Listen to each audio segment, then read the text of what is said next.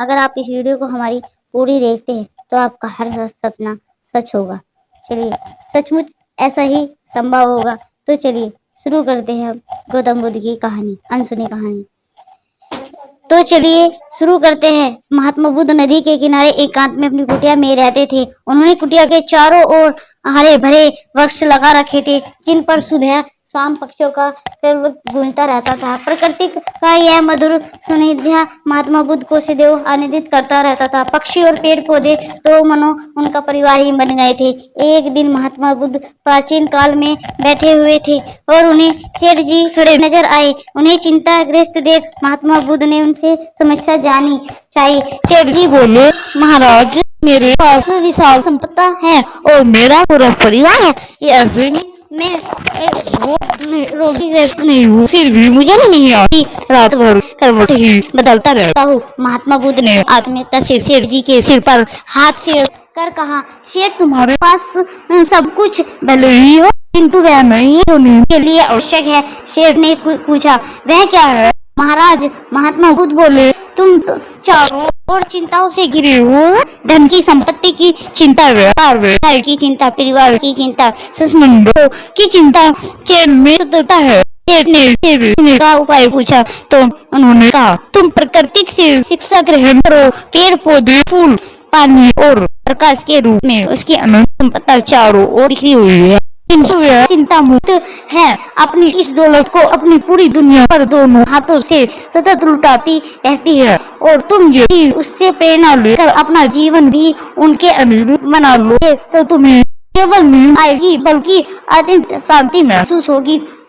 सेठ ने महात्मा बुद्ध को बात का समझाया और कल्याण की राह पर चल पड़ा।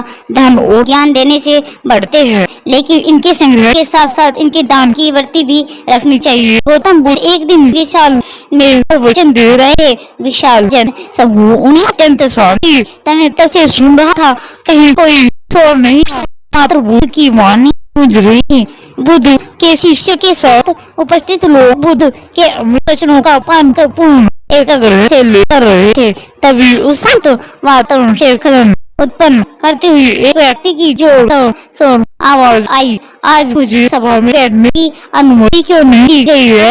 बुद्ध उस व्यक्ति को चिल्ला कर शुरू कर दी। मौन रहे उस व्यक्ति ने पुनः चिल्लाकर यही प्रश्न पूछा। बुद्ध ने नेत्र बंद कर लिए और उनका एक शिष्य बोल उठा, ये क्या कह रहे हो?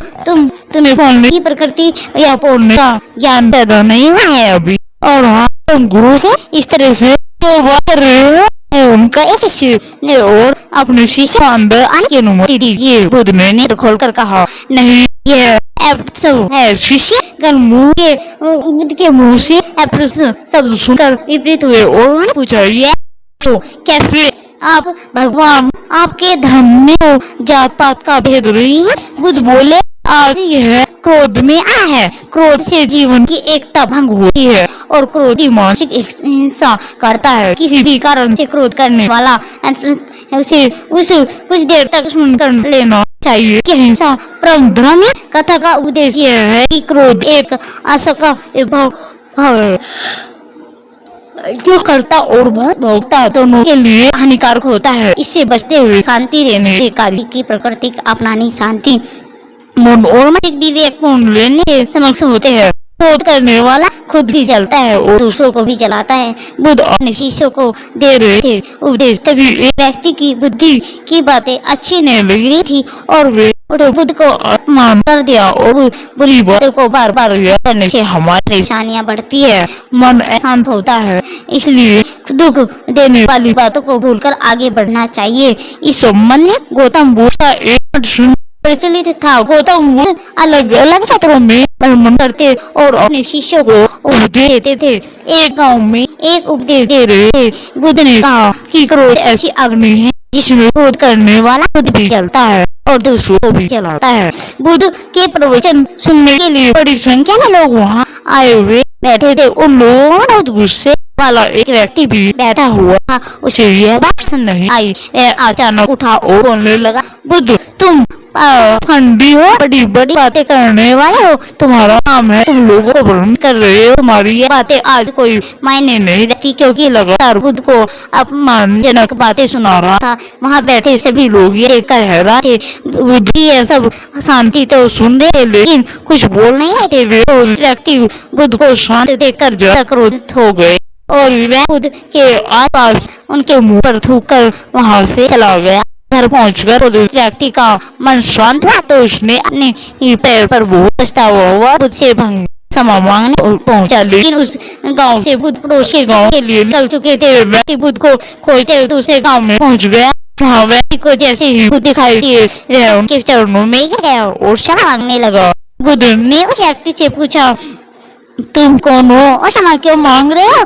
उस व्यक्ति ने कहा, क्या भूल गए, मैंने कल आपके साथ बुरा व्यवहार किया था, आपका अपमान किया था। बुद्ध ने कहा, बीता हुआ कल मैं कभी छोड़ आया और तुम अभी भी वही रुके हुए हो। तुम्हें गलती पर पछतावा है, तुमने पश्चाताप कर लिया, अब तुम निष्पाप हो गए हो। तुम्हें बुरी बातें याद कर रहने हमारा और बर्बाद हो जाता है। इस आदत की वजह से भविष्य भी बिगड़ सकता है, इसलिए बीते हुए कल की बातों को भूलकर आगे बढ़ना चाहिए।